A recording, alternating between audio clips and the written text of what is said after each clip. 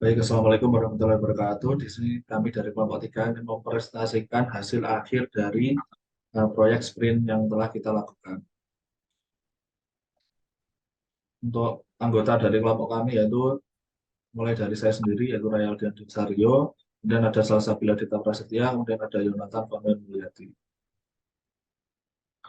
Baik, selanjutnya untuk topik yang akan kita bahas yaitu adalah hasil dan analisis pengujian menggunakan MACE yang meliputi ada perhitungan Screen Usability Score atau SCUS, kemudian ada Mission Usability Score atau MIUS, kemudian ada Maze Usability Score atau MAUS. Kemudian untuk hasil dan analisa pengujian efektivitas, kemudian ada efisiensi dan kemudian ada satisfaction. Dan yang terakhir yaitu ada kendala dan saran perbaikan UX aplikasi dari responden. Baik, untuk yang pertama kita masuk ke SCUS, yang mana SCUS ini adalah rumus untuk menghitung screen usability score, yang mana formulanya adalah seperti berikut.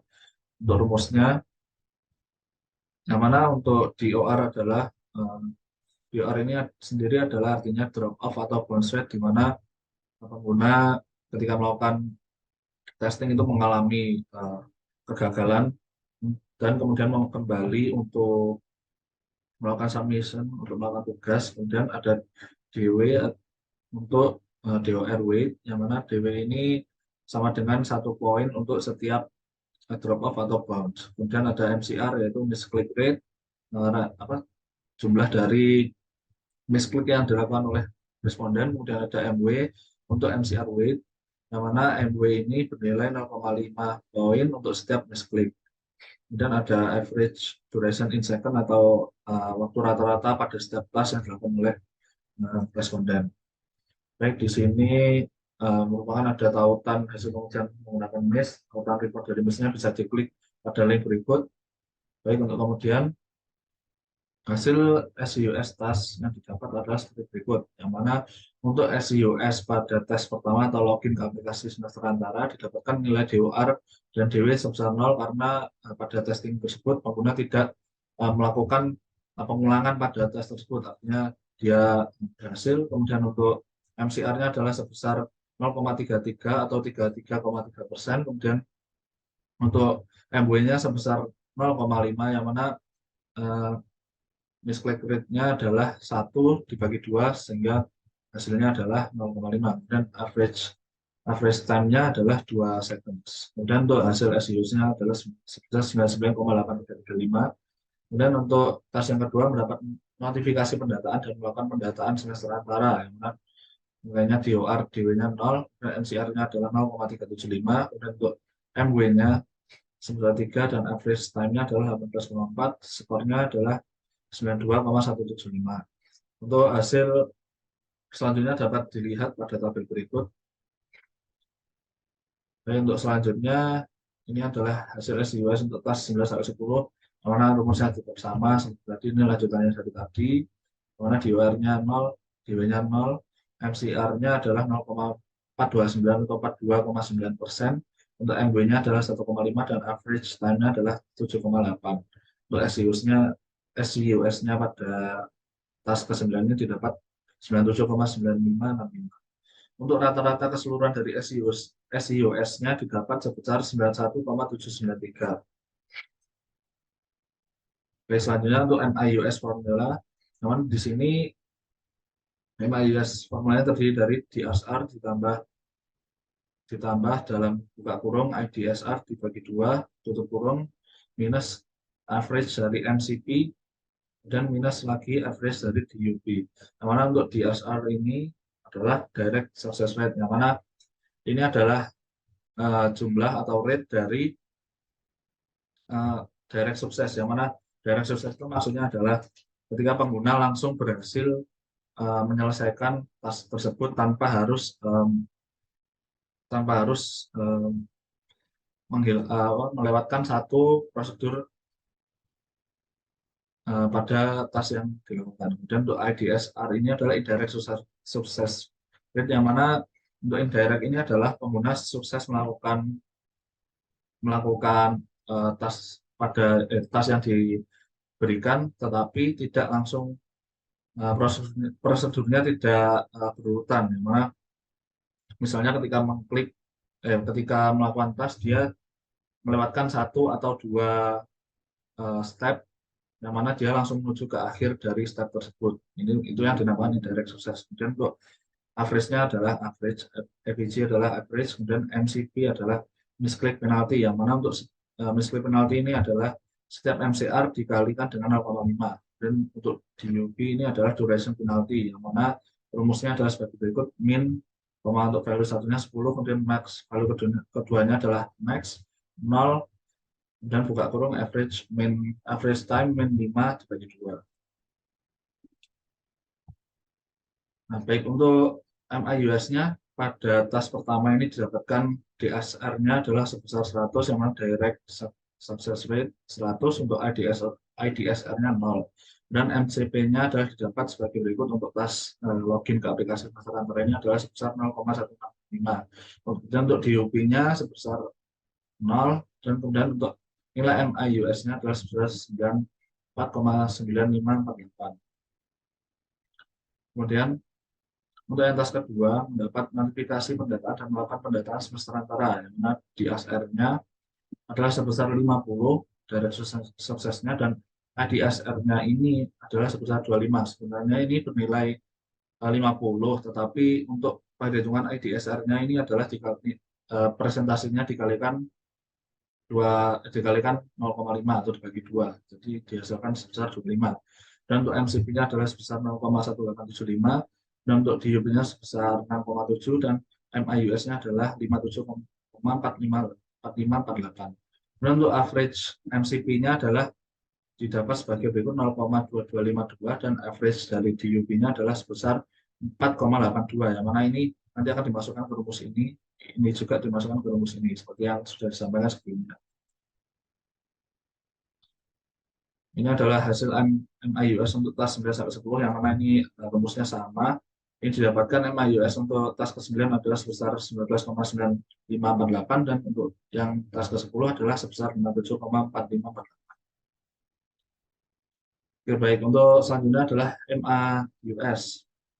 Mana formula dari MIUS adalah nilai rata-rata dari MIUS yang telah didapat dari ke-10 tas yang telah dilakukan. Yang mana MIUS ini adalah Maze Usability Score, dan MIUS ini adalah Mission Usability Score, yang seperti yang sebelumnya dijelaskan. Untuk hasil MIUS-nya adalah didapatkan sebagai berikut. Ini merupakan hasil rata-rata dari total keseluruhan MIUS yang didapat, yaitu sebesar 64,9548. Baik, untuk selanjutnya akan dijelaskan oleh Salsabila. Berikut adalah efektivitas. Nah, jadi untuk efektivitas ini seperti yang terlihat, kita menggunakan rumus jumlah tugas yang berhasil terselesaikan dibagi keseluruhan tas yang perlu dilakukan dan dikali 100%. Next. Nah, berikut adalah hasil efektivitas kami, yaitu sebesar 100%. Next.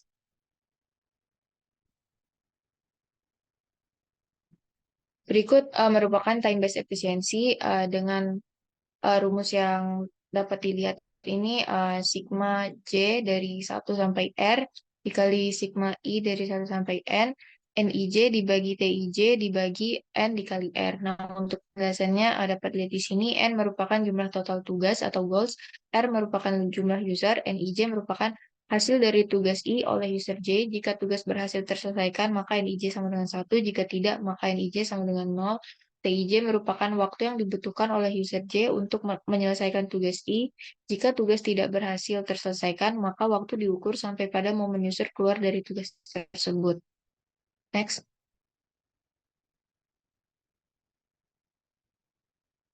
Nah, berikut adalah hasil dari time-based efisiensi, yaitu sebesar 0,18 sekian.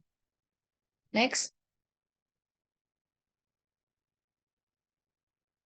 Nah, selanjutnya adalah overall relative efisiensi. Nah, seperti rumus yang tertera ini, jadi ada sigma dari J sama dengan 1 sampai R, dikali sigma dari I sama dengan 1 sampai N, dikali NIJ, dikali TIJ, dibagi Sigma dari J sama dengan 1 sampai R dikali sigma dari I sama dengan 1 sampai N dikali TIJ dan dikali 100. Nah, untuk penjelasannya itu sendiri, N merupakan jumlah total tugas atau goals, R merupakan jumlah user, NIJ merupakan hasil dari tugas I oleh user J. Jika tugas berhasil terselesaikan, maka NIJ sama dengan 1, jika tidak, NIJ sama dengan 0. TIJ merupakan waktu yang dibutuhkan oleh user J untuk menyelesaikan tugas I. Jika tugas tidak berhasil terselesaikan, maka waktu diukur sampai pada momen user keluar dari tugas tersebut. Next, untuk selanjutnya dijelaskan oleh Yonatan. Baik, berikut adalah hasil overall relative efficiency dengan rumus yang sudah tadi sebelumnya dijelaskan oleh Salsabila Dita Prasetya, yang mana di sini kami memperoleh overall relative efficiency-nya, yaitu sebesar 1000. Baik, untuk selanjutnya, ini adalah hasil SUS atau satisfaction yang kami peroleh dari dua responden kami dari kelompok 7. Yang pertama ada responden dari Kelix Eza Saputra, di mana kami memperoleh nilai SUS-nya ini sejumlah 82,5. Kemudian ada Samuel Fernando juga kami memperoleh sebesar 82,5 dengan pembagian per pertanyaan itu dapat dilihat pada tabel dari pertanyaan pertama sampai pertanyaan 10 dan juga ada jumlahnya yang masing-masing sama-sama 33. Dan ada juga tautan hasil kuesioner SAS-nya yang dapat dilihat pada link di bawah. Oke, untuk selanjutnya.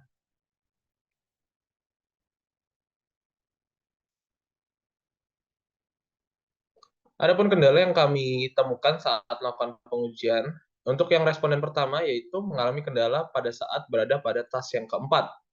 Yang mana pada tas keempat ini responden tidak paham dengan instruksi kembali ke halaman pendaftaran.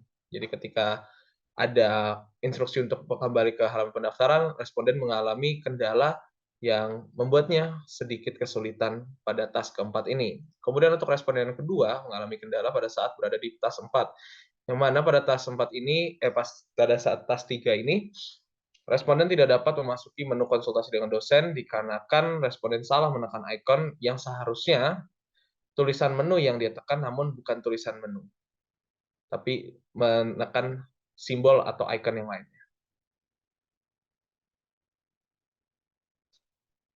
Selanjutnya yaitu saran atau rekomendasi perbaikan UX aplikasi yang diberikan oleh masing-masing responden. Yang pertama yaitu responden atas nama Samuel Fernando, yang mana Saudara Samuel ini memberikan saran atau rekomendasi kepada aplikasi yang kami buat, yaitu dengan penambahan navigation bar. Namun secara keseluruhan atau secara overall, aplikasinya ini sudah baik dan sudah bagus. Kemudian untuk responden yang kedua, yaitu dari Kelix Eza Saputra, Saudara Kelix menyatakan bahwa untuk alur dan fitur yang dihadirkan ini sudah cukup lengkap dan juga sudah bagus ya dari desain aplikasi yang kami buat. Akan tetapi dari segi tampilan pada home ini terdapat inkonsistensi dalam hal warna, yang mana ketika pemilihan warna di homepage dan juga di halaman masing-masing fitur ini memiliki perbedaan. Di mana pada halaman homepage ini ada warna biru yang terlalu mencolok atau terlalu dominan, sedangkan pada halaman-halaman fitur lainnya ini hanya warna putih yang tidak begitu dominan. Dan dengan demikian perlu adanya perbaikan di situ lebih lanjut lagi. Kemudian juga untuk ukuran tombolnya ini terlalu kecil, namun ini masih dari persepsi dari Mas Felix Eza Saputra, yang mana Mas Felix ini pun juga menggunakan kacamata. Nah, kemudian ini juga ada tambahan sedikit, sepertinya ini juga kalau bisa ada fitur untuk memperbesar tulisannya sehingga dapat memudahkan. Kemudian selanjutnya, nah, berikut adalah tautan video presentasi dan dokumen hasil dan analisis pengujian usability testing yang dapat dilihat pada tautan di bawah ini.